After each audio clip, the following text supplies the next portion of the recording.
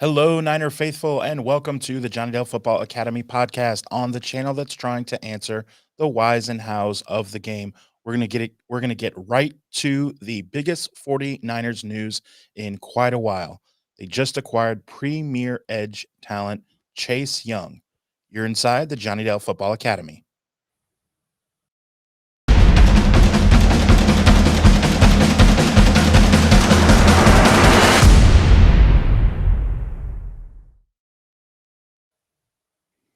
Welcome.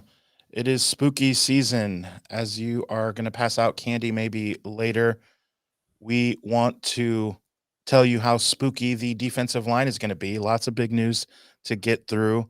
I am Adam Marino, reminding you, as always, the most fun way to watch us is on YouTube, where we are live. Make sure you are part of the conversation. So be sure to hit the notification bell.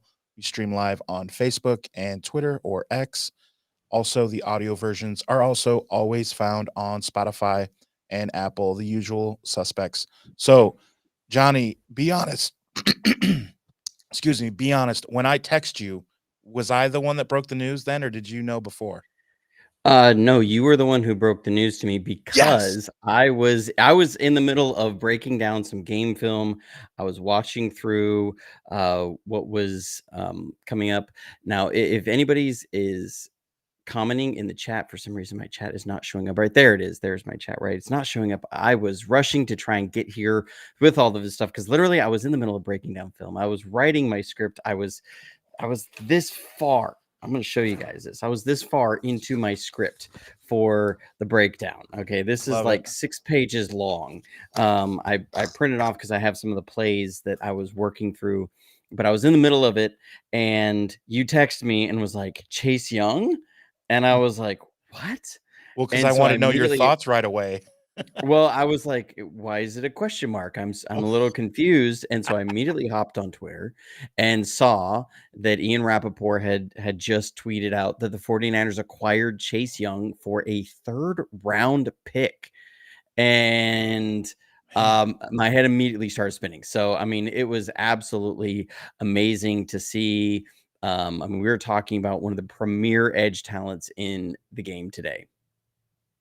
Yeah, so excited just because my mind immediately went to, and shout out to all the other 49ers content creators that jump on stuff like this. And that's not kind of our thing. We like to break down the whys and hows and talk about it. We're not necessarily the breaking news, type, but I immediately went to that tweet from a while ago where either Chase or Bosa said, "Man, it would have been nice to have 1 year together." I think it was Bosa that tweeted that, and then Chase Young subtweeted or whatever you're calling that and said, "Yeah, I know, bro," or whatever, and it's like, how cool is that these Ohio State studs get to play together? You have to just be excited for those guys being excited. Like, of course, we're excited. We were excited when we got Randy Gregory. Now we get Yeah. someone that has 5 sacks and, like, it's just crazy to think, like, our level of excitement. Think of those 2 guys. How excited, you talk about best buddies now. Yeah, absolutely. I mean, their time together was cut short, Bosa with his injury. Yep. Quick response here to the chat says, "Your mom is a llama." What is JD hashtag JD49? It is what we do as a little way to get into the algorithm and help YouTube push this video on suggested videos so that people know we're live. Not everybody has the notifications button set, and so what YouTube will do is these videos get suggested on people's homepage if there's activity, and comments help that. So it's a free way that people can support the channel and help people see that the channel is live. And so yeah, that's just what that's all about. But yeah, these guys, I think this on paper has the potential to be the best 49ers defensive line now that Kyle Shanahan's ever had. And Oh my considering what we gosh. saw with with the defensive line in the first half of 2019 when D Ford was healthy and what that defensive line was able to do. And then while he was still being fairly productive in the early part of the playoffs in 2019, and what that defensive line was able to do, that's the kind of level of production that you are talking about now that is capable there with this defensive line, with Chase Young and everything. And I see a lot of questions in the chat about, but yeah, but Wilkes is here and Wilkes is here, and we're going to get into a little bit of that. Yeah, for sure. One thing we're gonna get into a lot on this Halloween evening, guys. But one thing that I also want to bring up um, was from Biz 101 because I did see this that we had a trade. I noticed it because our girl from the Giants, remember that we had on the show. I Adriani, yeah.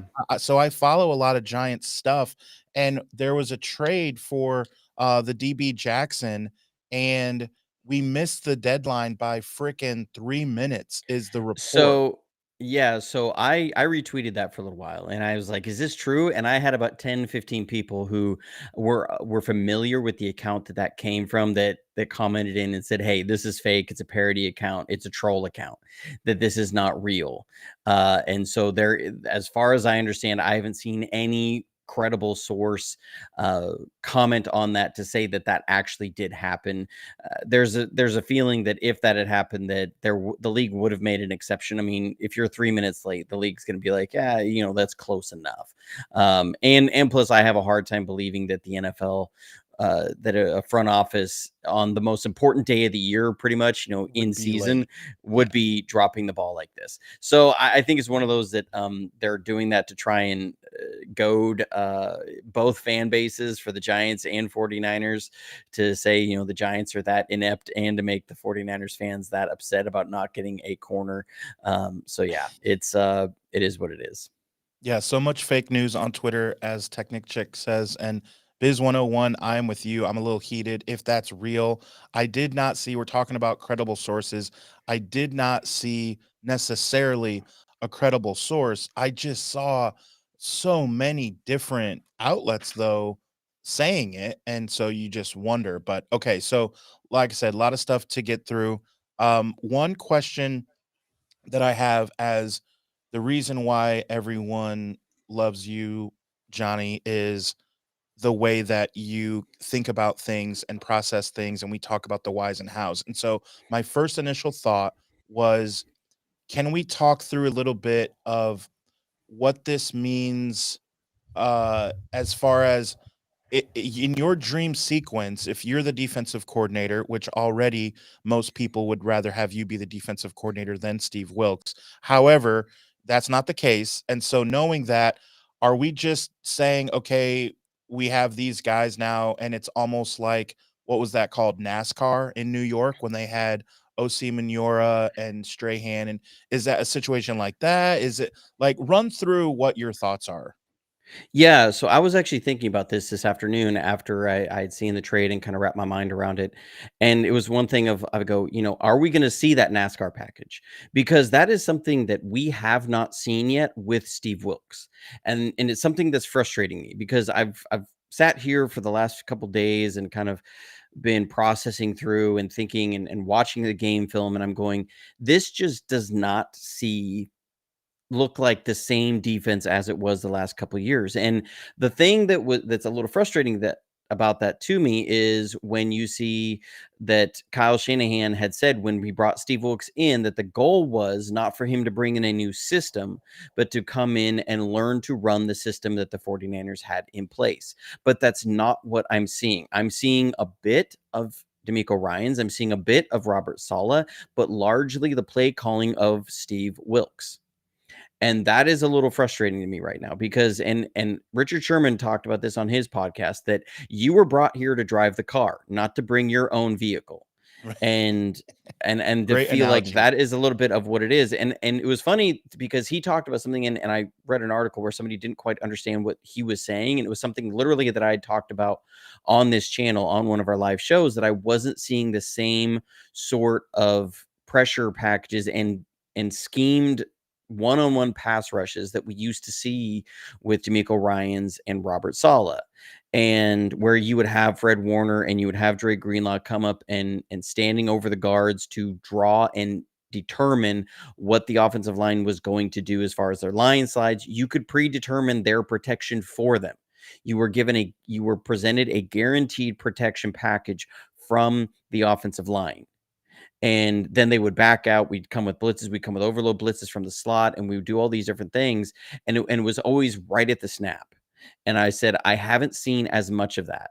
And we're seeing some of it, but I'm going to show one of these, and it doesn't look the same. And that's where, and Richard Sherman talked about it. He said, you used to have Greenlaw and Warner mugging the A gaps, and that's not happening more. And somebody was like, he's talking about they're not playing the same gap technique and responsibility. No, that's not what it's about. It's about, are you scheming one-on-one pass rush situations? And he's not. And that is frustrating. And they're doing a lot of these stunts, and it's, yes, we did a lot of those with Ryans and Saleh, and it's just something that you go, it doesn't look the same, and it's not quite the same way. The execution isn't nearly the same, and it's very, very frustrating. And thanks for the super chat, Lisa, huge friend of the channel. Really thankful for Lisa. She said, did you guys see Mike Silver saying that per Washington coaches organization, Young was undisciplined, but I believe Kasurk will do wonders. He was a little undisciplined. When I looked at the Denver tape, I didn't see that. Now he's like any star pass rusher. He's going to be a guy that's going to use some of his athleticism to overplay sometimes. And that's something you have to deal with every single kind of premier edge talent. Nick Bosa can be undisciplined at times. We saw that in this last game, that he would go a little bit too far north on some of his rushes and they'd run underneath him. But what I noticed when I put on the Denver tape, because Chase Young didn't play the first week of the year. I'm not exactly sure what was going on there. I believe he was dealing with a lingering injury out of training camp. And then when he came in Denver, the first half of that game, he played very little. I think it was only like 5 or 6 snaps I saw of him in the first half of that game. They obviously had him on a pitch count. And then Denver got up 21-3 on Washington. Then Chase Young came in the second half, and he started playing a lot, and you saw him on tape a lot more. And their defense was like night and day with Chase Young on the field. Suddenly, they were getting a massive amount of pressure on Russell Wilson, that they were holding edges in the run game. And Denver Washington was able to score like 21 unanswered points against Denver during that stretch when Chase Young was out there. And then they started giving him a rest. They brought him off, and Denver scored again, and then they put him back on the field. And they didn't score again until they hit a Hail Mary at the end. It was literally one of the weirdest Hail Marys that you've ever seen. But it was something that when you saw him on the field, it was just their entire defense looked different. And that's what you're hoping is going to happen when he comes here. The things you notice is that their left tackle was scared to death of his speed. He was sitting there coming off the edge, and their left tackle was literally on his heels almost every single pass set, because he was so worried about that speed coming around the edge. And that allowed Chase Young to transition from speed to power multiple times and just moonwalk that left tackle right into Russell Wilson. You're talking about a speed off the edge that we have not had since Dee Ford. He came off the edge one time. He was on the left side, the defense's right side, the offense's left side. He came off the edge, drove the left tackle into Russell Wilson. Russell Wilson tried to run out to his right, and he ran Russell Wilson down from behind and got a sack. Okay, he had 1.5 sacks in that game. He's got 5 sacks on the year, and he's only played in 7 games. So he's already got more sacks than Nick Bosa. He's got 38 pressures, which is eighth in the league, according to PFF.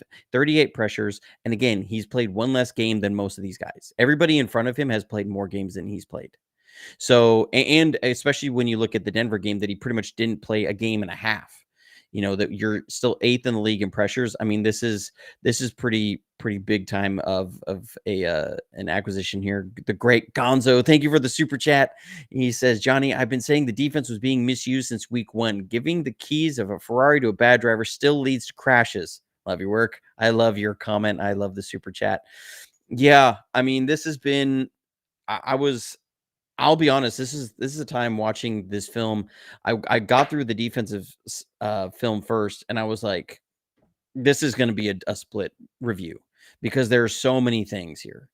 I think I pulled like 8 plays just from the first 2 drives where you're seeing serious issues, where you're seeing like just execution errors. You're seeing things that for me, I just I don't understand. I look at it and if you ever watch like JT Sullivan or Kurt Warner when they're talking about quarterback play and offenses that are just like not doing something, it just looks so funky to him and it's off. And they're like, I don't know what we're trying to do here. What are we trying to do here? That's what I wonder when I watch some of the stuff here of like, what are we trying to do here on defense? Like, what is this all about? One thing that I wanted to point out too, if you bring up Chaz's comment, why does Wilkes continue to have DBs play off 8 yards on 3rd and 5? All that stuff. This could because it reminds me, Johnny, of a few weeks ago. I was arguing with a Philadelphia fan about this, and I text you and I said, "Why do the same kind of thing on third and short? You have DBs giving up what to the naked eye and to most fans, i.e., me, say, "Oh my gosh, what are you doing? It's only third and short or whatever. Get up on them." And your explanation made sense, and I think the casual fan doesn't quite understand. So let him know your explanation. So, Adam, do you remember the pick at the stick, Navaro Bowman interception in the playoffs against the Falcons? It was the last game at Candlestick Park, Yes, no and question. so how that play happened, if you remember, Terrell Brown drove on a slant route, and it was on 3rd and 5, I believe, and he drove on a slant route, and he was playing like 8 yards off. And the reason why you do that on third and 5, 3rd and 6, and you have you guys play 8 yards off is so that they can read the release very easily. So it's called what's using a vision technique where you're going to read the release of the receiver to the footwork of the quarterback. You want to see, is the quarterback taking a 3-step drop? Is he taking a 6-step drop or 5-step drop? Excuse me. If it's a 3-step drop, those corners are going to sit and they're going to drive on the first break they see those receivers make. And so that was that situation. Terrell Brown, he was sitting there with a little bit of a cushion where he can read his receiver. He's sitting with an outside leverage. So I think he was outside shoulder of the receiver. So he can kind of sit there. They use peripheral vision. So they're taught, look at a spot here where you can see the receiver out of your peripheral, but you're really watching the drop of the quarterback. And so once that quarterback sets on his third step, you're looking at your peripheral. Where is that receiver? Is he breaking out or is he breaking in? And you drive on the throw. And so that's why you play that off coverage in those times. Sometimes it's what we do in our palms coverage where it's going to be a converting coverage and they have to be off where they can read the release of the number 2 receiver. There's a lot of reasons. Vic Fangio, I remember back when we had Vic Fangio, which is really funny to me that people have been like, we should have got Fangio. And the one complaint that people had about Fangio when he was here is that he was always playing off coverage. Always, always, always. It was like every single play was off coverage because Fangio's known. It was that old dome patrol defense where you showed a quarter shell almost every single snap, and you would go into a bunch of different defenses out of that, but you were always going to be 4 guys with a cushion in the back end.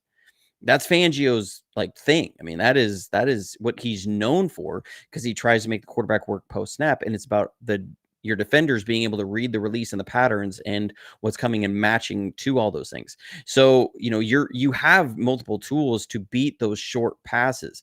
Our problem hasn't always been that our guys are playing off. It's that they're not matching really well what they're seeing sometimes. And our biggest plays, a lot of them that we've given up have been in press man. The 2 touchdowns we gave up to go down for Cincinnati to score twice were against press man. And so, you could say, well, we need to go press there. We need to get up on the receivers. Well, if you don't have the horses to run and doing that kind of defense, you can't do that. And this is a defense that historically has not done that very well for the last 4 or 5 years. And that's one of my biggest frustrations with Wilkes is why are you coming in and playing man coverage so much with a team that is not built around playing man coverage? Now, Charvarius Ward was brought in. He was supposed to be a really good man coverage guy. He was, for the most part, in Kansas City, but they played a very different defense. So, it's something that I'm looking at, I'm going, I don't think that's the problem here. The problem here is that what you're also seeing is that D'Amico Ryans and Robert Saleh, they both had a defensive philosophy coming in that we're not necessarily going to be unpredictable in what we do for most of the game.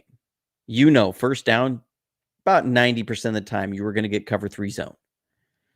And they were okay with that because they said we were going to play cover 3 zone really, really well. And we're Right. going to have rules that will match everything that people are going to come at us. We're going to look at game plan specific. What does our opponent do to bust cover 3 zone?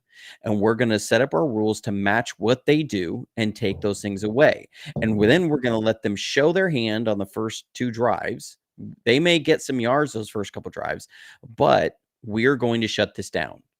And you're not going to run the ball. We're not going to be giving you a 2nd and 5. You're going to have to work against what we do really well the whole game. And with Steve Wilkes, what it feels like is every time they get a short completion, he feels like he has to change. Every time there's a missed tackle, he feels like he has to change the defense. And so it's like, well, I'll go with this for a little while until it doesn't work and it gets busted. And then I go with this for a little while until it gets busted. And he's always a tick behind everybody else. And it's really frustrating to see because this is not the standard of defense that San Francisco's had. I know a lot of people say, well, the offense has really not been helping the defense out. No, they haven't. The offense, they have not run the ball well. Jalen Moore had one of the worst games I've seen from a left tackle in a long time. Ugh, you tweeted that. You tweeted like, "Get him out." It was bad. I mean, watching the tape, like it was bad. And so, and I think it's supposed to be Saleh. Saleh and Ryan seem to disguise coverages better. Yeah, there was one play in this game that I loved. I loved it. It led to a sack. And I was like, why are we not doing this more often? At pre-snap, I was like, okay, we're in man coverage. Okay, everything was showing man coverage. And right at the snap, we rolled into Tampa 2 zone. I loved it. It was and it caused Burrow to hold the ball. He got confused by what was happening, and it led to Armstead's first sack. And I was like, why are we not doing this more often? And it gets frustrating. It feels like Wilkes is like trying to do some of the things that they've done, but is also reverting to what he feels like is going to work and should work. And it's just it's dysfunctional. And so we're gonna jump to a few plays here. I'll take them kind of one at a time, and we'll take some breaks in here, so it's not just like play after play after play. And I'm going to make this a little bit bigger so it's easier for everybody to see. So this was a play I think we all looked at and we were like, oh geez, this is going to be a long day. This was this play that you're wondering, okay, how in the world does Burrow get out of here and make a play on this and this not be a sack? And I mean, even the camera guy you could see was all messed up with it. Right. Okay, coverage was pretty good here. Coverage was pretty good. There was an illegal contact there, and this is what I'm going to talk about here as far as why I get a little frustrated with some of the scheme we have here as far as these pass rushes and the execution. Okay, so this is very much what we used to see. You got a really wide out here. This is Randy Gregory. You got Nick Bosa really wide out here. You got Javon Hargrave right here, the big butt in the middle. Okay, you got Armstead. So you have a 3-by-1. You have 3 guys on one side, and you have Randy Gregory over here. And Fred Warner is standing over the guard. And so the idea here is that because of that, you're going to get predictable pass protection. Okay. They have to account for everybody. And so you're going to get a slide to Armstead. And this guy is going to have to step out. And so what you're going to do is you're going to bring Armstead in here. He's going to attack this center, try and pull him away. And he's going to get in here and open this lane up. Hargrave's going to get in here, attack this guard, move him that way, and you're going to bring Bosa around up in through here. Okay. So again, because that got really muddy, you're trying to come this way, and bring Bosa right up the middle. Well, here's some of the execution that I don't fully understand. And I'm going to show this. So right here, right when the guard, they're going silent count, he goes to tap. Fred Warner's backing out. We used to never see that. Fred Warner always used to back out at the snap. He didn't back out right before the snap because what does this do? This guard sees him back out. Okay, the guard sees him backing out. So what is he going to do? Instead of taking a wide step to protect against Fred Warner coming up this way, he's going to retreat. He's just going to step straight back. And that's going to allow him to turn and help on Armstead. And so Armstead's trying to create space. And that's going to shut it down. And you're going to see this. See, he looks over and he takes one jab step out and he immediately retreats because he wasn't threatened by anything. He knew it before the snap. So now he's going to move over and help on Armstead. And Armstead's trying to get through to the side, but see, he's trying to get in here and create space. It's locked up. Okay, you're trying to create space here for Bosa. 2, I hate this execution by Hargrave. I know Hargrave's a great player, fantastic player. This is terrible so execution high, of this yeah. stunt. Okay, it's not as much that he's high; he's underneath the guard, but he needs to be attacking this guy's shoulder. Take your arm, hook his shoulder, and pull him outside. We used to see Justin Smith do this with Aldon Smith all the time, right? Yeah. Okay, he would literally grab that guard and hold him so that he couldn't disengage. He's bench pressed him off like he's in a rush. And watch what that does. This guard's then going to be able to like see that Bosa's peeling around and he's going to let Yeah. him go and pick up Bosa. So here he goes, picks up And Bosa. boom, Boom. there he is. Yeah. Okay. Bosa's like, hey, what are you doing here? You're not supposed to be here. Right. Okay. This guard should be held by Hargrave over here. Yeah. And you should have Bosa screaming through the middle. The coverage is good. Coverage is great. This is what you're getting. And Burrow, because the coverage was so good, he's running around, he's trying, and now we're playing Huff backyard is right ball, there. and Look, Huff is in a good spot. nobody can get him on the ground, and then you have the Now it hold breaks on down. Charvarius Ward, and it breaks down, and they get a Ugh. completion for a first down. Okay, that is the kind of stuff when I say that there's like a dysfunction in execution. That is the stuff that really irritates me because that is not executing your details. Why is Fred Warner backing out right before the snap? They were in cover 3 zone. He's the three receiver side hook. It's like 3rd and 9. He was dropping to a landmark with a vision technique. You can't tell me that Fred couldn't do that normally. He wasn't turning to look and match a route pattern. He never did that on his drop. Why is that happening? What I mean, it's these little detail things. It's like you're off by a tick. And everybody, and this is what the entire defense looks like. And it's really frustrating. Yeah, it's really tough to see. One thing I want to mention is we have over 100 people in the chat. I want to break down a little bit what we're trying to do on the channel. So Johnny will have videos done throughout the week that go through really the whys and hows, and he draws up the X's and O's a lot like he just did, and he'll do it for the entire game. So keep your eye out for those. Make sure you have the notification bell hit so that when that new video is available on YouTube that you see it, and then we will come together usually twice a week on the podcast. And remember, if you are in the live chat with us, to hit hashtag JD49 in the chat, because we love all the comments and that really boosts the algorithm so that we can get more 49er fans in the chat, grow the channel, and get the guests like Jesse Sapolu. That was still my all-time favorite show, was having him on the show. We would love to have other big guests like that. And so it really helps when you guys can do some of that stuff, especially when it's free. So thank you again for hitting the hashtag JD49 and sticking with us. Johnny, let's keep going. You have another play here drawn up. Yeah, I got a number of plays here, and again, this is literally stuff that I'm going to be showing on my defensive review when it comes out. But that's going on hold here with the Chase Young thing. You can't give up runs like this. I mean, this is not 49ers football. Okay, so this is an RPO, or what's called a run pass option. And so what they're going to do is they got a possible wide receiver screen out here where it can go this way, or they're going to run a wham trap play up in the middle.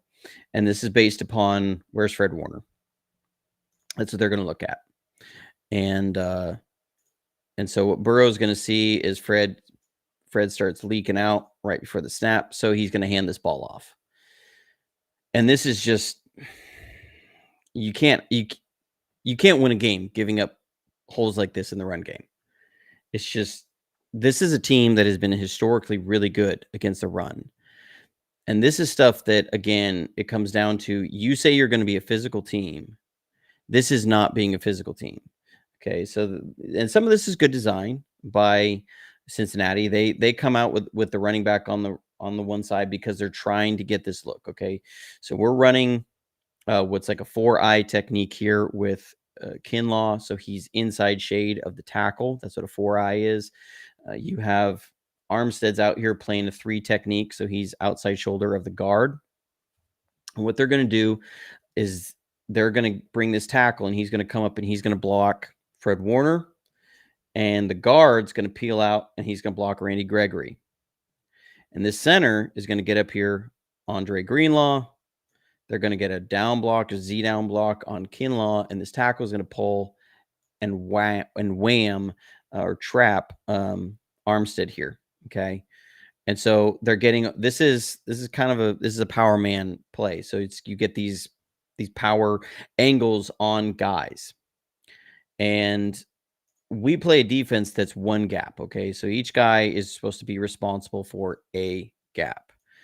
Bosa's actually not outside contained on this one because you got Lenore here. There's nobody out on that side, no receivers. And this is where I have a little wonder here with Fred Warner on the back end, with Fred Warner and Randy Gregory here. Okay, who's really outside here? Because Fred Warner moves out here because he sees those 3 receivers out there. Well, we had Gibson, Ward, and Oliver sitting out there. Why is Fred trailing over here before the snap? You're not outside contained. I tweeted out, I thought Fred Warner had played one of the worst games I've seen Fred Warner play. Okay, are you outside, or do you got the C gap here? He should have the C gap. With a wide 9, your linebackers and safeties have the C gap. And Armstead's going to have here, and Greenlaw's going to have here. Where's Fred Warner going? I don't know. That's a little frustrating with a guy like Fred. And you see him, he's walking out. What are you doing, Fred? I don't get it. Yeah. And here, so what you have here then, why are we letting this center have a completely free release off the line to go hit Dre Greenlaw? Why? I don't understand. Okay. The moment Armstead sees this center take off, he should be heading in here because I guarantee you, he knows Dre Greenlaw's got the A gap. If that center is taken off to go to the second level, he's picking up your A gap player. You have got to squeeze that hole. That doesn't happen. He keeps going. He sees it a little late, and then he tries to hunker down. But watch this. He's going to get ejected out of this hole. And also, you have Kinlaw here. He's literally just trying to drive this guy back. Dude, squeeze the hole. You've got to squeeze down. Neither of these interior guys squeezes down, and you have Dre Greenlaw one-on-one with this center. That is exactly what the offense wants. Okay, boom. Armstead just got destroyed. This is a gaping hole. Gaping hole. Let's bring it back. Dre Greenlaw. You see this happen? Guess who's your pursuit? Fred Warner. So you need to come up here, meet this center with your inside shoulder, force this run to your left, because that's where Fred Warner is. If you got a safety that's coming up, you want him to be coming up in here. Okay. Dre Greenlaw, he tries to run around this block. He runs himself out of the play. He takes off to his left. Where are you going, dude? Yeah. Play's not going there. Okay, you need to get up in here, stuff this hole, and let Fred try and work his way back in and clean it up. And then you got Hafunga coming up in here too. Instead, you get this gaping hole, parting the Red Sea. A bad angle by, is that Gregory? Who right there on the tackle? Who was that? Look at that. Look at, oh no, that's Lenore out there. Okay, look at his angle that he takes. Yeah, tackling Check out his angle. was atrocious. Yeah, tackling was atrocious in this game. Hafunga misses a tackle here. Lenore, he's supposed to be outside. Okay, so he's supposed to be outside. But once you see it come inside, okay, look now at this you gotta, angle. What are you doing? Now again, this is something that though he's got he's the force defender. He's got to come up and force everything back inside. That's why he's coming up the way he is. So I don't really put this on Lenore. Yeah. Funga, you got to make a better angle here, But dude. once you recognize it, yeah, I guess Yeah, he but did. again, He forced it. he had He did. He forced it that to make sure everything was inside of him. right, but that's not his responsibility to go clean that up. Like it's not his responsibility to clean this up inside. This is Dre Greenlaw, this is Hafunga, this is Fred Warner. Blue chip players. You got Armstead Yeah. gets ejected. You got Kinlaw, a first round pick, not squeezing this down. This is what I mean when I say when I watched it, like I was so frustrated. And and I mean, this is some of the stuff that the wide nine can be susceptible to, but we haven't been in the past. I mean, that's an all pro safety there. After contact, 12 yards. Yeah. That's what I mean when I say I'm frustrated by this defense and I'm frustrated by what I'm seeing. And you look at it and you go, they are not playing to the standard that they should have. And it's just, yeah, and I'm frustrated by some of these play calls. When people say, it's like Fred Warner said, coaches don't win games, players do. And so, on one side, like I'm about to light up Wilkes here. Okay. Everybody being like, because I'm sure I haven't been able to watch the chat too much because I'm over here.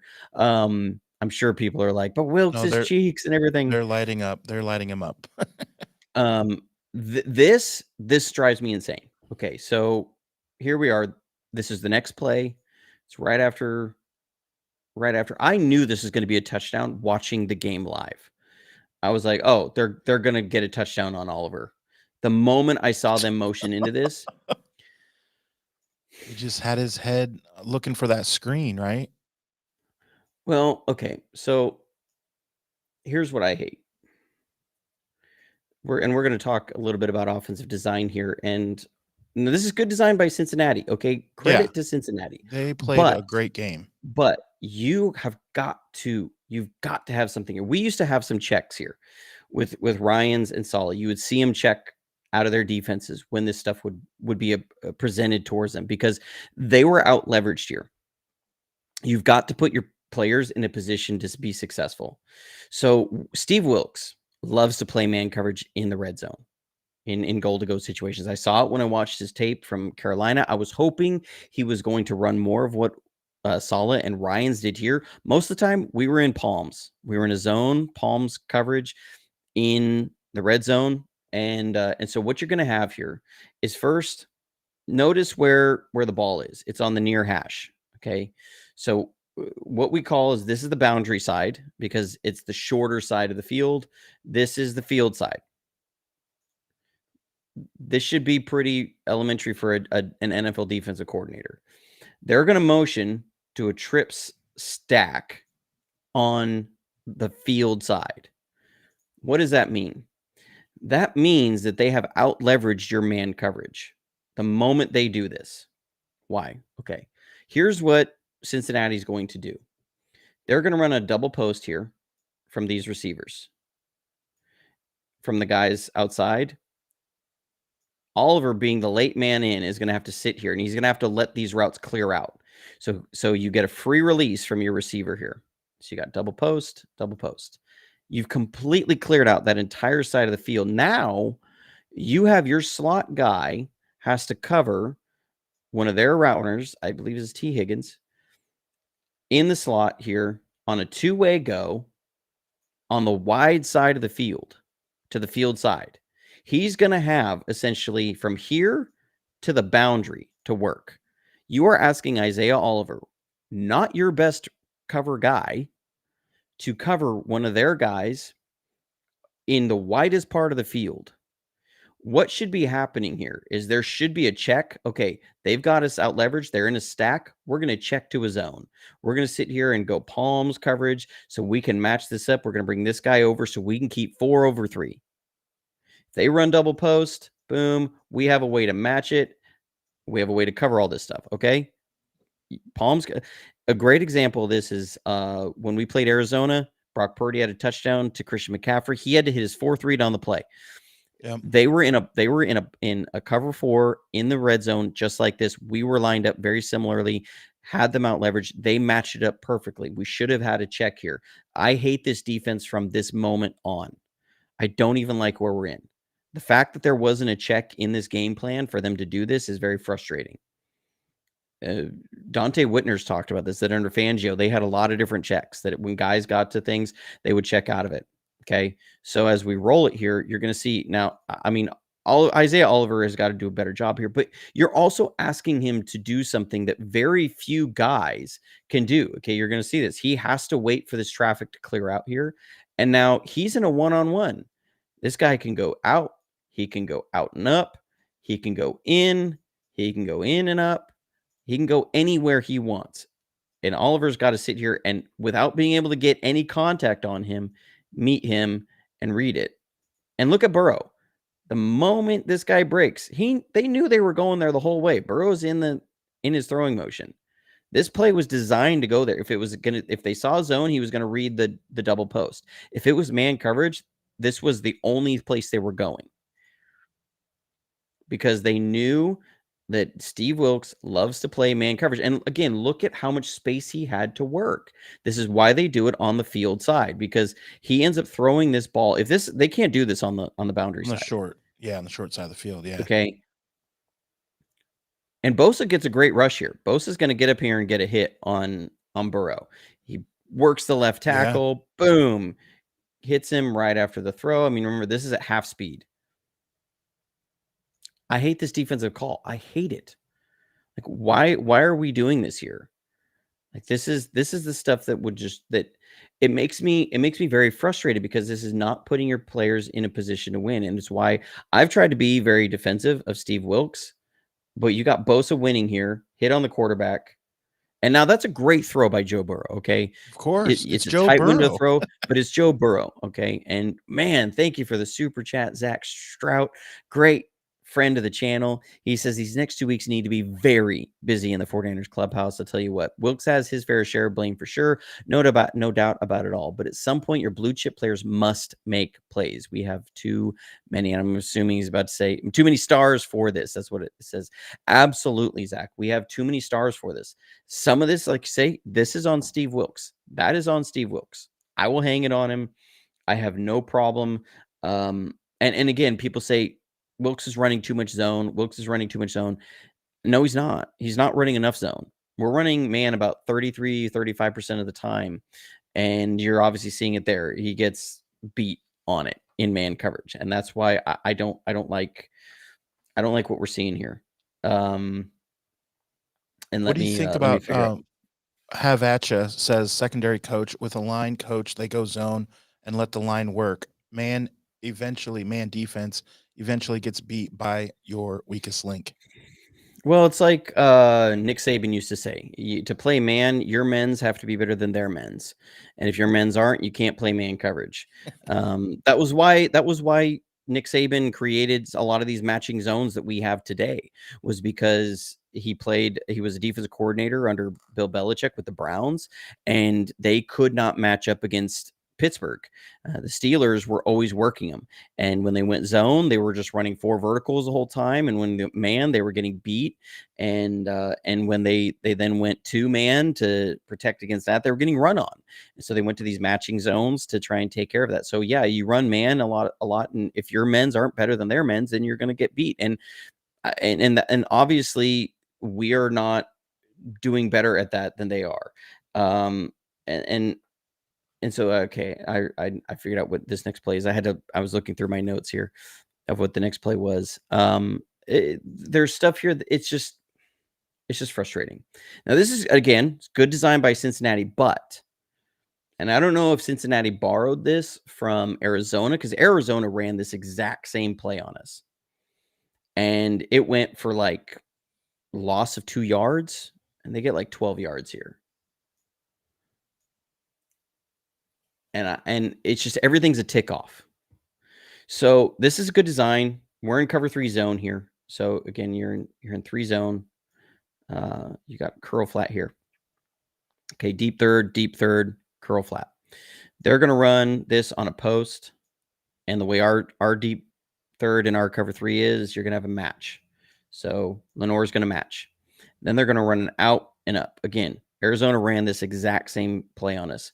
And the way that ours works is if the number 2 on the 2 receiver side in our cover 3 zone goes out and then vertical, then your curl flat has to match that. Okay. So they're running these routes to exploit the rules of our coverage. Now, this is not just our rules do this. This is fairly common in both the NFL and college to have these kind of rules. It protects you from them just running this and, behind you, teams will run this. It was Norv Turner used to run this all the time. He would run a vertical and then he would run a wheel route out and up behind it to clear it out. So to protect against that, you have your curl flat guy match. So you're going to get cleared out. And then they're going to run play action fake and a screen over here. Okay. So you've cleared out this side of the field and you're running a screen. Again, Arizona ran this play against us and they only got like 2 yards because Fred Warner and Dre Greenlaw read it really quickly and they came and attacked. Okay. So they run the play action. And the defensive line, actually, I don't hate the way the defensive line plays this because they did all they could to try and hold the offensive line up.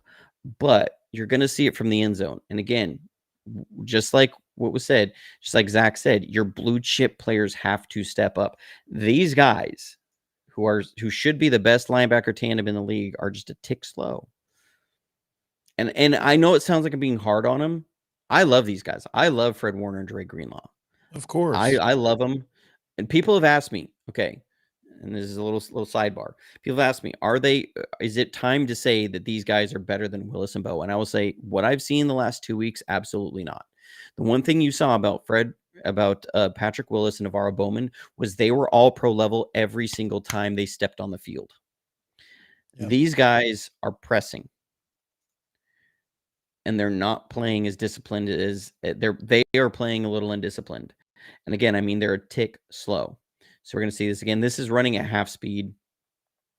So watch Givens here for a minute. He's going to do all he can to hold his man up. You can see him. He's trying. He's trying to grab this guy. He's trying, hold on. And because he's understands screen is coming. Screen is coming. That's when you need these guys attacking. And they're dropping, and then they're attacking. And now these guys have got to be on the same page. You got to get up in here. You got to get up in here. Fred tries to run around this block.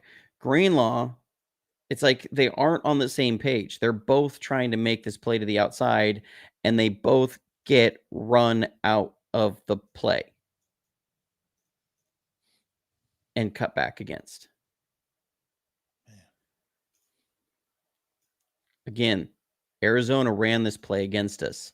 It went for like -1 yard because Dre Greenlaw went and Fred Warner. They both attacked the screen instantaneously.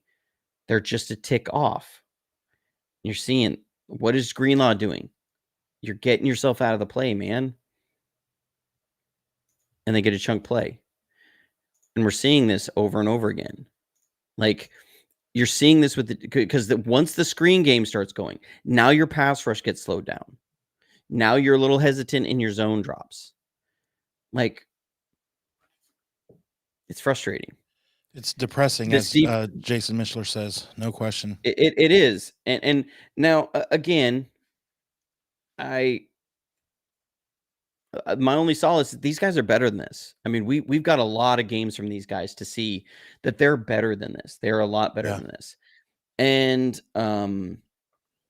here's another play. This is another one. And again, not to make this the Fred Warner bash on era, but you're going to see again, like there's stuff. It's like they're trying to make too many plays and they're not playing sound. Okay. So we're in our palms coverage here. You're going to see this is Ward. He's going to back out a little bit. You got your safeties are up here. What that means is that Hafunga is your force over here. Dre Greenlaw is going to come out. Fred Warner's your pursuit, your scrape and pursuit. He's got to clean up all the garbage. They're just going to run a toss play out here. Okay. So as we see this, there's a toss play coming. Greenlaw, great job here. And it's not every play, okay? I don't want us to seem like every single play is like this, but like this just happens. Like you're seeing this about 25% of the time on stuff like this. And stuff like this, and then it'll be something else, and something else, and something else. And so here, what you need to see is that Greenlaw is going to come up and he's got to set this edge. And Hafunga is your force guy. He's going to come up here and meet this running back if he comes up, or force him to cut back inside. Like I said, Fred Warner is your scrape and fill. Watch the pursuit from Fred here. Fred, where are you going? You're supposed to be up in here. Hafunga's coming around. Yeah. Fred's going over here. The running back's just going to cut it back up. I just don't understand how that happens. Like it's a lot of the chat is saying like we're regressing. Like it's almost like you learn to ride a bike, you do it for 2 years, then there's a series of 3 weeks where you wobble on the bike, like you forget how to ride it. I just don't. How does What it that is, happen? how this happens is that guys get frustrated. They're not making stops. They're not playing soundly. They're getting chipped at, and they start pressing. Each guy is trying to make a play. And I put this on Twitter and I said, if I was to boil down our issues on defense to one word, it would be trust. There's a lack of trust. Is that you have Fred Warner is not trusting that Hafunga is going to come up here and make this tackle. He's not trusting that Dre Greenlaw is going to come up here and not get completely run out of the play. So he goes to be the hero. He goes to be the hero. He's all pro Fred. He's got to be the hero. He's got to make a play. Okay. Bosa on some of these. He's going to run up and he's going to try and make a sack because they're not getting sacks.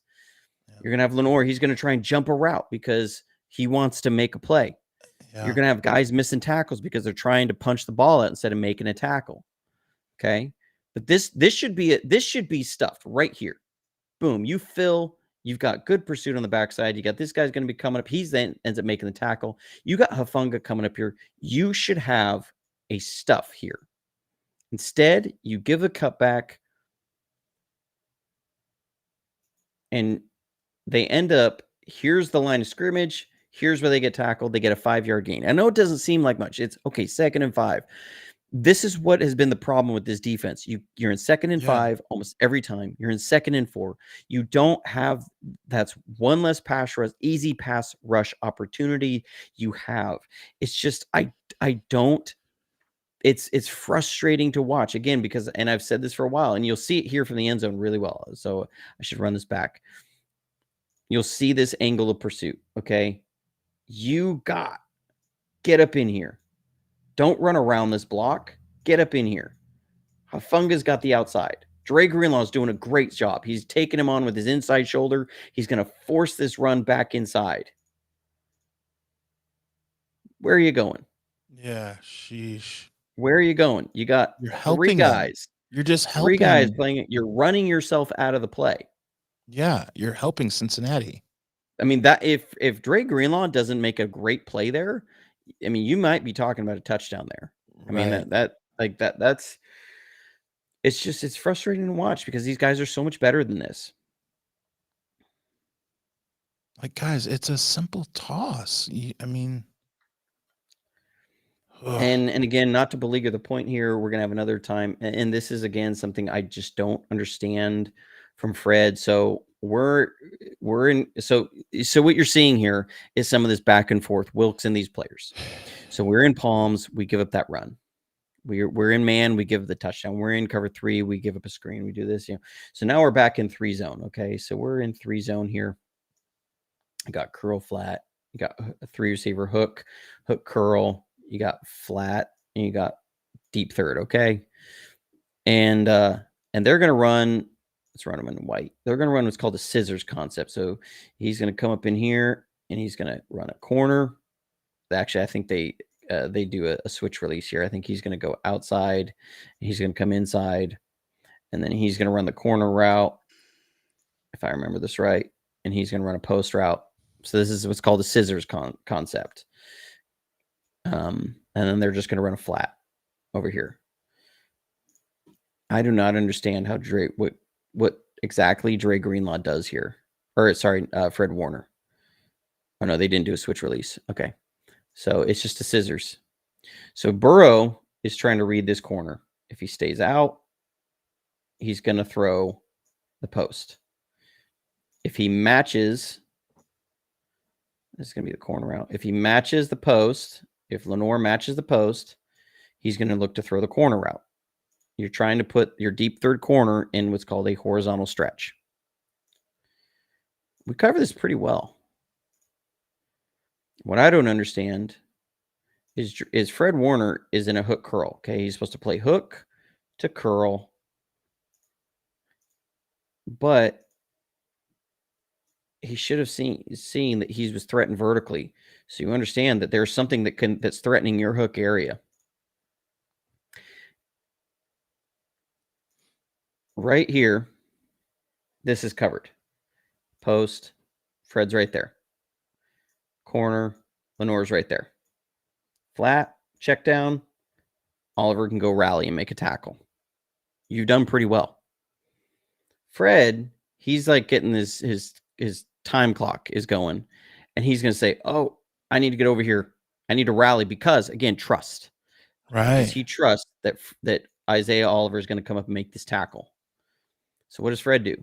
Fred takes off, Vacates. He vacates.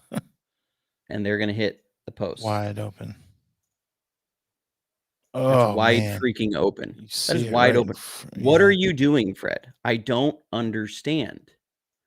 Again, well, I understand, but I like this is like this is not 49ers defense. You see it. He's going to drop back and he's going to want to attack that flat route. Why? Okay, look at him. I'm going to go get it. Yeah. And then you got a missed tackle on top of it. And they get an extra 5 yards. His body language, you can kind of see it. You could I did not like the body language from the defensive players a lot in this game. Okay. I You saw tweeted it all over the place. I tweeted during the game around this time that typically, because I do this, I do this with my mom when I'm watching. If you're watching on live, I put up the fist because that's what the referee does, right? When they force a fourth down. I noticed that when we finally did start to force a few, not one player did that, not one, because they weren't excited. They weren't, it was just like, oh, finally, all right, well, let's jog off the field, I guess.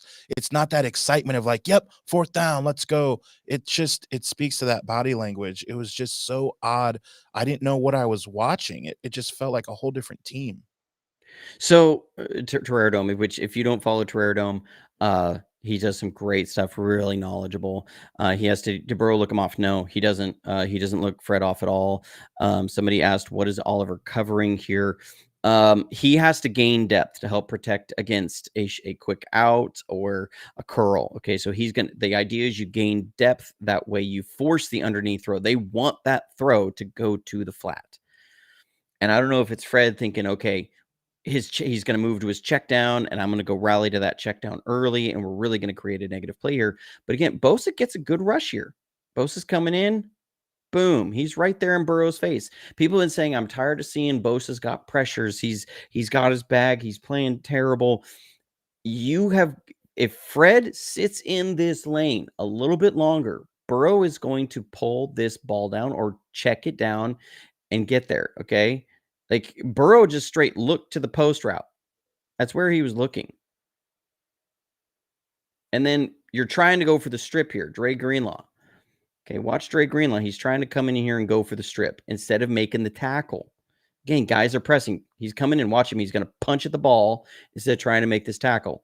Boom, misses it. You give up another 5 yards. Like, this is the stuff that's compounding. And when people say, well, the offense needs to pick it up too, yes, they do. This is not 49ers defense. This is not the way that the 49ers defense is supposed to look. I'm very frustrated with this defense. And literally this is not even through the first half of this game. So people want to say, why are you going at it with it? Sorry, there was a super chat I missed here because I was going through everything. Zach asks, thank you again for the super chat, Zach. He says, Adam, what is your Twitter handle? Yep. So I put it in the chat. It is at JA podcast host. So yep. Thanks, Zach, man. Appreciate it. Yeah. Follow me on Twitter, guys. And then the check down was a 10-yard gain too. No, because if I went back on that, what I've seen with Oliver, he's actually been pretty good open field tackler. And you're going to rally because you get to attack the moment that the quarterback throws the ball. And so, I mean, you're looking at maybe, in theory, really you should have like a 2 or 3 yard gain. But you're okay with that. You're okay with that versus the 25-yard chunk play. Okay, you've got to be able, and the 49ers defense is designed to try and get quarterbacks to throw into what they call the kill zone, which is everything underneath so they can rally and make a tackle. But when you have missed tackles like this, it just doesn't happen. And again, we give up another chunk play on the ground. When you're talking about problems of just you can't let a team run the ball like this on you and expect to win. You just can't. And so again, this is good design by Cincinnati. Good design by Cincinnati. But there's always a but. What they're going to do here is they're going to run, I believe it's Jamar Chase, and they're going to bring him up around, and they're going to make this look like they're going to run a little toss out here, toss reverse. And so the idea is you're going to get Bosa to chase. You're going to bring him really, really up vertical on the field. And then you're going to run up inside this. And you're going to bring a convoy around. Okay. So this is, it's good design. I like what they're doing here. And you're going to see how this works. Okay. You're bringing the tight end across. He's going to kick out Bosa while you have Chase coming out here. Now, Bosa, again, we're talking about compounding issues. He's coming up here. He's going to ignore this run look. And he's like, I'm going to go sack the quarterback. They're probably running play action here. I'm going to go sack the quarterback. And he's going to run himself out of this play. You got guys pressing. The other problem is you got guys here who are not going to get off any blocks. So Bosa runs himself out, turns around, says, oh, no. But you got a guy here, and a guy here. None of these guys get off of their blocks. Gosh. This is not what 49ers football looks like. You say you're a physical team, you are getting ground into the earth. Yeah. Like this is things that just like I'm sick of I'm sick of watching it. Like I'd rather watch cartoons. Like this now is you know not, how I felt watching the entire game, dude. Like so Kinlaw here. Okay. Get off your block, man. You're high, you're wrapped up. gosh. Somebody get off a block. Somebody get off a block. Sheesh. And just a gash there. Just let him in the end zone at that point. Looks like we had another super chat here. Thank you Yeah. so much from Silverado. He says, you've touched on it some. Are you not surprised there are more built-in checks in banjo and auto coverage switches based upon alignment? It baffles me, especially in doubles, trips, stack alignments. It absolutely does baffle me. I have not seen a lot of a pattern matching man, which is instead of it's zone drops with man match principles. So guys will take the number 1, the number 2, number 3, not necessarily this guy, that guy. I'm not on Jamar Chase. I am on the final number 3. So when they're in those stacks, they switch out. So this guy, I'm going to get on this guy. I have not seen a lot of that stuff, and we're getting picked. We're getting rubbed. They're getting good things that they want to see, and I'm not seeing them check a lot. I've seen Fred Warner check a few times, and when he has, things have generally gone well. I don't know why we're not seeing more of it. I don't know. I wish that we could ask Kyle Shanahan and he would tell us, but he's not going to tell us because he's not going to give anything free to his opponents. But I don't know why it's not happening. But it's not, and it's something that you're seeing the defense get out leveraged. You're seeing them have breakdowns like this. I can't necessarily blame Wilkes 100% on this because I'm going, you're in a heavy box. You're in an 8-man box and you're getting run on. You're getting absolutely run on. So You know, it's just fundamentals, it's effort, it's team defense, playing 11 as one. It's guys playing their assignments. You know, everybody in the NFL says, "Do your job, do your job."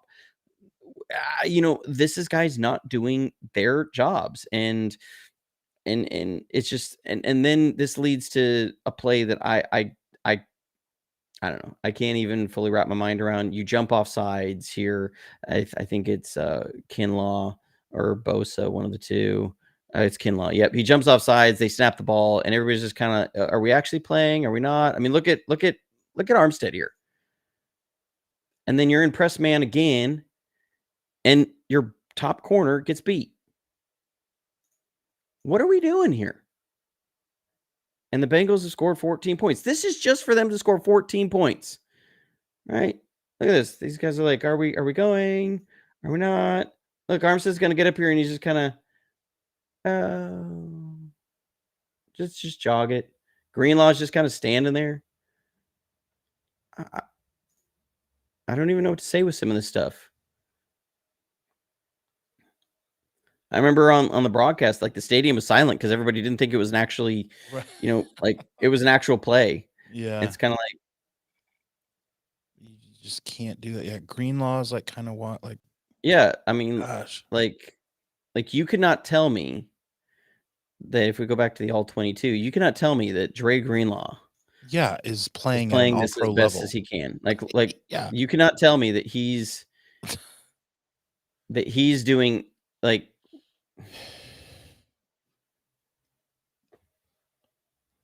this is where our So defense is at right now. And it's so frustrating. It's very frustrating as 49ers fans. It's frustrating to watch. It's frustrating. I'm sure it's frustrating inside that building. This is one big reason that the team has lost 3 games in a row. This is supposed to be one of the best defenses in the league, and they are yeah, not looking this way. So, you know, it's just like they've got a lot to figure out. They've got a lot to figure out. potential is there. Potential means you haven't done anything yet, which And is that's what's so frustrating. frustrating. Yeah, that's what's so frustrating me is that this defense on paper should be so much better than this. Yeah, And like they should be. What frustrates me is you see a team what Robert Saleh is doing with the Jets, and you look at how amazing their defense is. And every time you like, I've put on a couple of their games because I just want to see, and I'm like, you see everybody's rallying the ball, everybody's flying around, everybody's executing their jobs at a really high level. I mean, their offense is terrible, and they're still winning games. I right. mean, they're not blowing out the world, but they're literally scratching their way to the playoffs, hoping that Aaron Rodgers will come back. And if Aaron Rodgers does somehow come back with that team, Yeah, if we face them in the Super Bowl, I would not have any confidence that we would win that Super Bowl because they have a Super Bowl caliber defense. The way our defense is playing is not that way. Now, will Chase Young fix a lot of these issues? Some of them, yes. I do believe that Chase Young will help with some of these issues. Some of the things I'm seeing, and I pointed it out last week after we lost to the Vikings, was that you were seeing Bosa get chipped so many times, and you're seeing the line slide to Javon Hargrave. So Hargrave and Bosa are getting doubled like crazy on this team. And I've said we desperately need at least one more person to step up. And there's more plays that I didn't get to here because literally I stopped snipping plays and breaking them down once the Chase Young news came through, and I put on Chase Young tape and I started watching.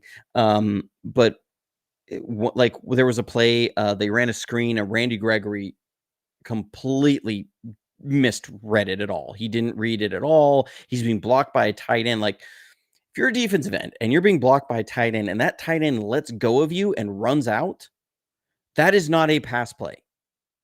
That is not a play where he was doing a chip and release, and guess what? You're going to have a free sack of the quarterback. They're running a screen on you.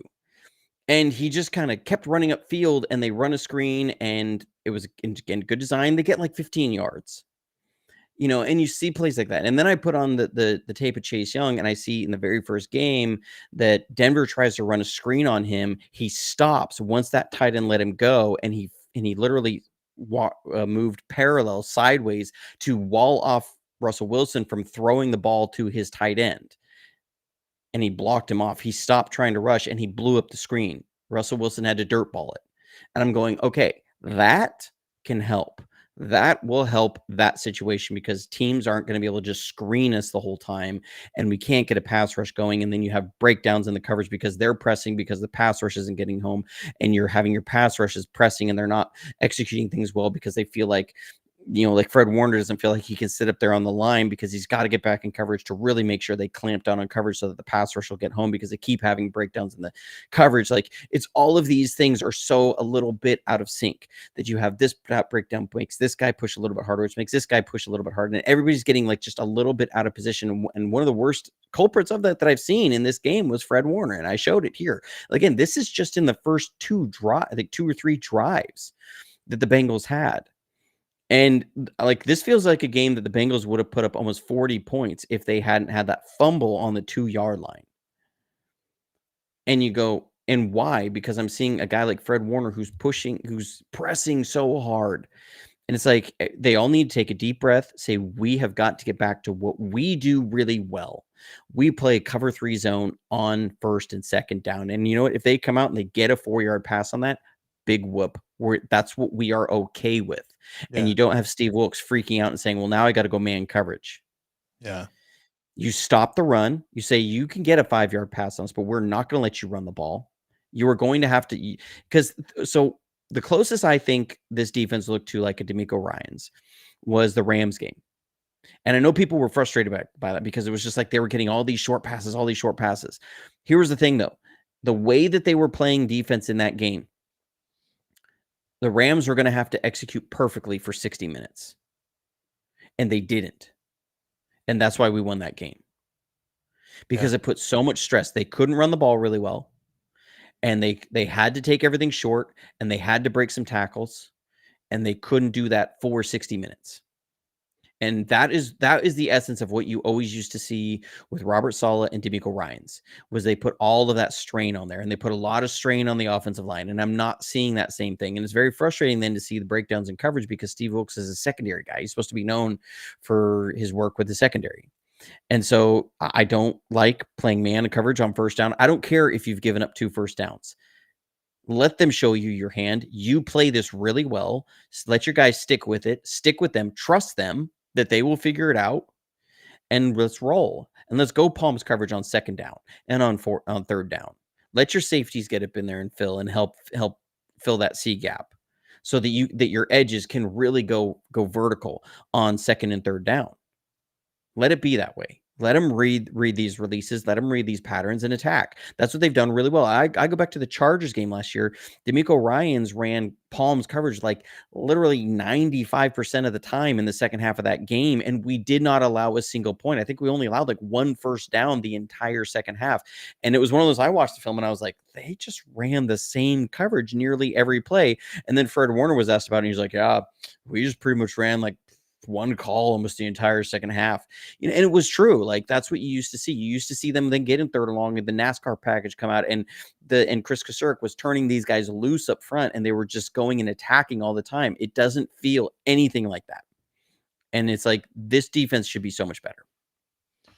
Yeah, 3 things that I'm excited for moving forward. One is the bye. So we have time to really get through this and they're going to watch film obviously even more than what we are obviously. The second thing is Chase Young and it's just another new toy to be used and what that will do not only for the line but for the rest of the defense. And the third thing I will say is there's no other group of guys that I would want if we were in a situation like this. It is the Fred Warners who I want going through this, galvanizing the team, the Eric Armsteads, the leaders, Huff. These guys, I wouldn't want another defense to be going through this because I wouldn't know if they would break. And I feel like these are the guys that can go through it and get better from it because of the leadership factor, the guys that they truly are, even outside of football. There's no other group that we're all hard on them right now. We are really upset with how they've been playing. You have to know that obviously they deep down feel bad that they're letting down their teammates as well. And there's no other group of 11 guys or 15 guys that I would want going through this than them, because we've seen it time and time and again that they can do it. And Jacksonville is that perfect kind of test in that their quarterback is not completely the best ever, but he has majorly improved. They have weapons. They have Kirk. They have ATN. They have some guys where it's like a true test. So I'm really excited for this matchup. I'm sure we're gonna talk more about it as we have 2 weeks. You have your film breakdowns and things. Again, Yeah. reminder, guys, for the chat. Those of you that are live in the chat, it may be because you have hit the notification bell, so you know when new content drops. So be sure to like and share with your friends. The biggest thing that you can do, I did this on Sunday to someone wearing an old school Niner jacket. I walked up right up to them and said, "Hey man, what's your name? Have you seen this channel before?" They said, "No." And I was so excited to show them the breakdowns of the film. And then I always kind of, I do giggle when I say, and sometimes I'm on the channel and they're like, "What?" Like, so it's really fun. But be sure to do that with other Niner fans. We want to grow the channel. We love having you guys in the chat. It wouldn't be as fun if me and Johnny are just talking at each other. We'd rather talk to the Gregus Khans, the Have at ya, the Lisas, all you guys. So again, thank you. Yeah. Um, And I will say, so, if there's any silver lining to all this, it's that this defense has been here before. I've seen this kind of thing from Fred Warner, from Drake Greenlaw, from these guys before, from Nick Bosa. If there's a game that I can point to that I really could say I've seen this before, it's the Kansas City game last year, October 23rd last year. Was very much this way.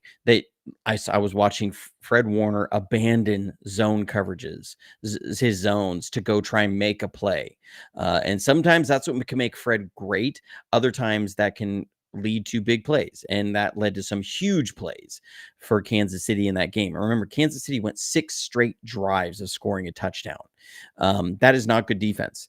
That defense gave up 42 points in that game. We haven't given up 42 points in a game. And then they turned it around and they became one of the best defenses in the league down the stretch that season.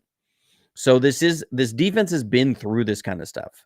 The question is, they haven't been through this kind of stuff with Steve Wilkes. What is the way you respond? How is Wilkes and his relationship, his rapport with the players? Can they work this out together? Because I guarantee you they're both frustrated with each other right now. And yeah. how do they work through that frustration? But like you said, if there's a defense that I think can come out of this and start ascending and become great on the other side of this, it's this one. And so, that's what I like to see. Hopefully you should have some reinforcements coming back soon. Trent Williams will be huge in this game. And I don't, that's there. There's a question. Greg Iscon says, or have at you says, who was on the sidelines talking to the players after a series? And I'll tell you, the 49ers have a huge coaching staff. So it could be any number of guys. You go and look at the 49ers page, and they got like 20 different coaches. They got like 10 guys for the defensive side of the ball. Like 4 of them are up in the booth. There's 6 guys down on the sidelines, position coaches, and all that. Most of the time, those are the guys that are talking to the defense anyways. Very rarely do you have the coordinators it'll be like sometimes you see that they'll gather all their players and, here's what we're going to do. And we need to, rah this. But so much of what they're actually working through are position coach stuff, which is okay. Because the defensive coordinator, what they're doing in between series is they're having these different quality control coaches or guys that they have that are looking for specific stuff. They're saying, okay, our 3 technique is getting moved out of here. This is happening. This was their sequence. Boom, boom, boom, boom, boom on this series. They've called these number of plays, and they usually do these. That means these are probably coming up next. They're getting all this data that's being fed to them in between series. And what they're looking for is they're sending down the stills and the tablets and all that to the position coaches. And so he's going to look at just with the linebackers. He's going to talk about with the linebackers. What are we doing right? Fred, you're not doing this. Fred, you're doing this wrong. Because some of this stuff was fixed during the game. Like we came back later. We had a couple really good run fits where there was a little screen pass and stuff. And Fred ended up not over pursuing, and it was great. So, you know, like that's what you have as far as the uh things for how they're adjusting in between series. So, and Adam, I think you have a little announcement. Is there is there something you wanted to share So with the group? yeah, we had talked about some shirts rolling out, and I have the link here that I'm going to post in the chat, and we're gonna have this. These will not be the only ones, but this is the start of it. Let me grab it and pull it back up. Johnny, you want to explain some of the shirts here while I get Yeah, it? so actually I can pull up a preview here Oh of yeah, that'd be one of the cool. shirts that we have. Let's make sure that I'm going to Okay, be so bring up the right thing there's here. there's the link there. I just posted in the comments. If you copy and paste that, that will take you to the basically the online team store where you can get the different shirts, and then I think Johnny will have the preview of Yeah, it. so we are launching some new shirts. They are coming. They are here. We've been talking about this for a while. This is our one of our new shirts here. It is IXOXOSF, as we're unveiling the new Johnny Dell's Football Academy merch. Some people have been asking, you know, when are you going to have some merch here? And so this is what we have coming for you. Stuff we're really excited about. Really glad to be able to bring. So here's what the front looks like. Don Dell loves Uh, it. yeah, the wifey loves it. It's actually an old friend of hers was the graphic designer we hired for this. This is what the back of the shirt looks like. So it says Johnny Dell's Football Academy. So the front of it, you have the IXOXOSF. On the back, you have Johnny Dell's Football Academy. And we don't just have them in white. Of course, we wouldn't just do them in white. We also have them. These windows are not popping back and forth quickly enough. We also have them in black. So here you go. You know, black is slimming. It's cheaper than the gym. So you can go to IXOXOSF. You love San Francisco 49ers and you know about football.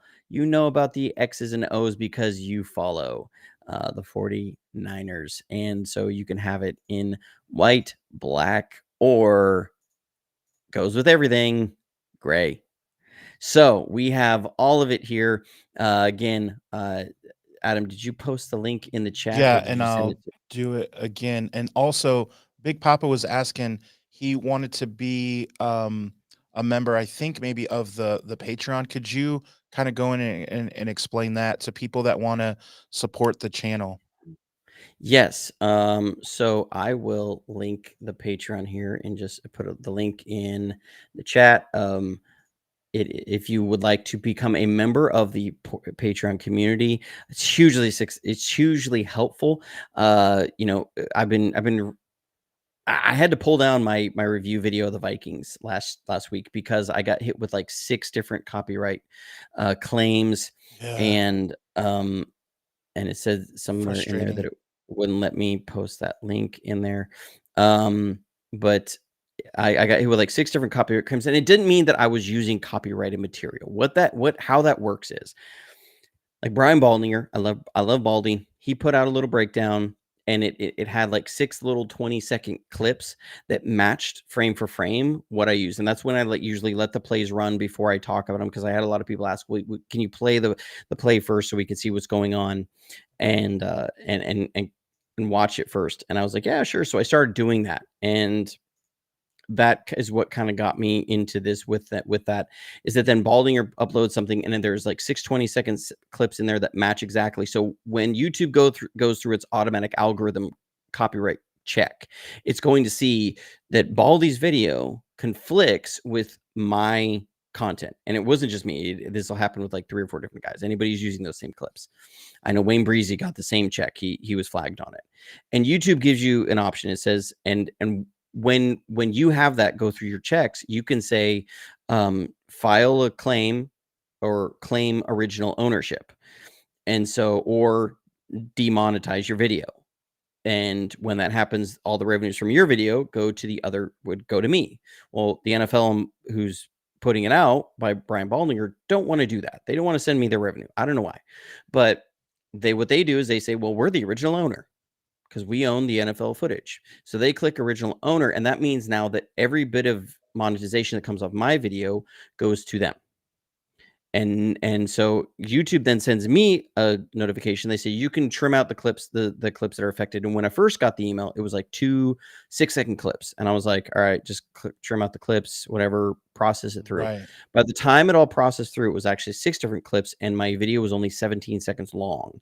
And at that point, Yeah. I would have had to go in and re-edit a ton of stuff, and then re-upload the video. And everybody who would watch it, there was like 9,000 or 10,000 views by that point. Everybody who'd watched it at that point would have been really confused as why there was a different upload of Right. this video.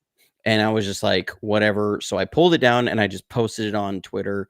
And I put it on there, hey, if you'd like to sponsor this video, because literally the NFL was going to take everything on it. And it was causing all sorts of issues. I posted it there. And I had some people who really amazing people come on alongside and sponsor that video. And so that's what this Patreon community is helping to do, is that, it helps support the making of all of this stuff and the time that's put in, the 6 hours of film study that I was putting in just for the short clips that I had tonight. And so, and that's what some of these shirts are going to be doing, is helping support all of that. And Adam, did you and I saw this in here. Have at you. That was you who did that. Yeah. Please, Johnny, as DiCaprio. Yes. Okay. So I sent this to Adam. This happened. He did it on Twitter. He put my face Yeah. on the Leonardo DiCaprio from Once Upon a Time in Hollywood Where he's meme. watching and pointing. Yeah, he did it on me. We may have to. There is some copyright or legality there of trying to use something like that and then sell it. So this is a 100% original design. It was actually a sketch that I came up with Adam, and I sent it off to a graphic designer. And we do have some more shirts on the way. We're trying to nail down the exact design on those, but we want to bring high quality stuff. Now these prints, these are not cheap shirts. These aren't like the ironed on stickers. These are Right. laser printed. They're not going to fade. They're not going to wash off. These are quality shirts that you will, because we want to bring anything that we bring to you guys. This is as far as sponsors that I've ever worked with. I want quality stuff coming to you. And if you're going to, I know money is, you work hard for it. And so if we're going to provide anything, it's going to be quality that comes back at you. So we're really proud of these shirts, really excited to be launching them. And so you can check that out. I don't see the link in the chat, Adam. So I throw thought it. I thought I did. Send it to me in the private chat and I'll post it. Okay. Sorry, And you people. have it Adam's a texted little. on your phone too, just so you know. Yeah, but I'm not on Uh, my phone right now, Adam. I'm trying. So, okay. So there's nothing in the chat right there? I don't see anything. Oh my gosh. See? You're on the hotspot, man. Hey, Adam Marino, could you post the Yeah. link for the t-shirts? So, okay. Adam's getting nervous. Everyone's getting nervous. Yeah, I'll get it. Keep Oh, hey, big talking. news here. Thank you to Big Papa. He just became a Patreon member. We'll set the foghorn for it. And I normally do try and be on my phone for an extra view, but I couldn't pull it up. Our video would not pull up on my YouTube. YouTube changed their app and it's working really weird. It's really got me flustered. I was literally running in by the skin of my teeth to get here in time today to get everything put in here. But yeah, it's everything. We're just waiting for Adam to get us that link. But I'm excited about Chase Young. I think it's going to be great. It's going to be fantastic. Thank y'all for sticking with us. Still got a bunch of people here that they're sticking it out with us, waiting for Adam to figure out how to use technology. Is it time to Because say okay, boomer? Okay, boomer. I keep posting it first. Okay. So there, you can see, okay, I'm saying hello, but then when I post, it doesn't. Adam, send it to me in the private chat. Okay, and I also just emailed, but okay. So Yeah, copy. YouTube may not be allowing you to add links in there. That's what it could be. Right, but how come you were able to? Because I'm the publisher. Okay, there. It's in our private chat. All And right. All right. Here we go, see if you everybody. can. I can do this. I can do this. Like, Here we go.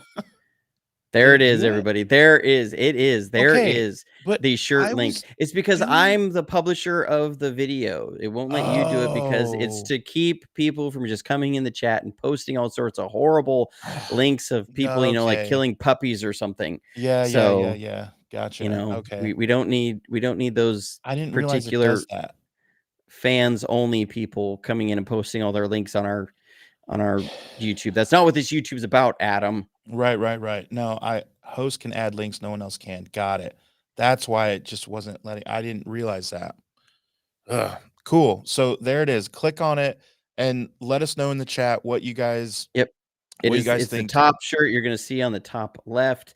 You can go up in there, click on it, and you can select Sean, your size and whatever color you want. I'm not on OnlyFans, So Sean.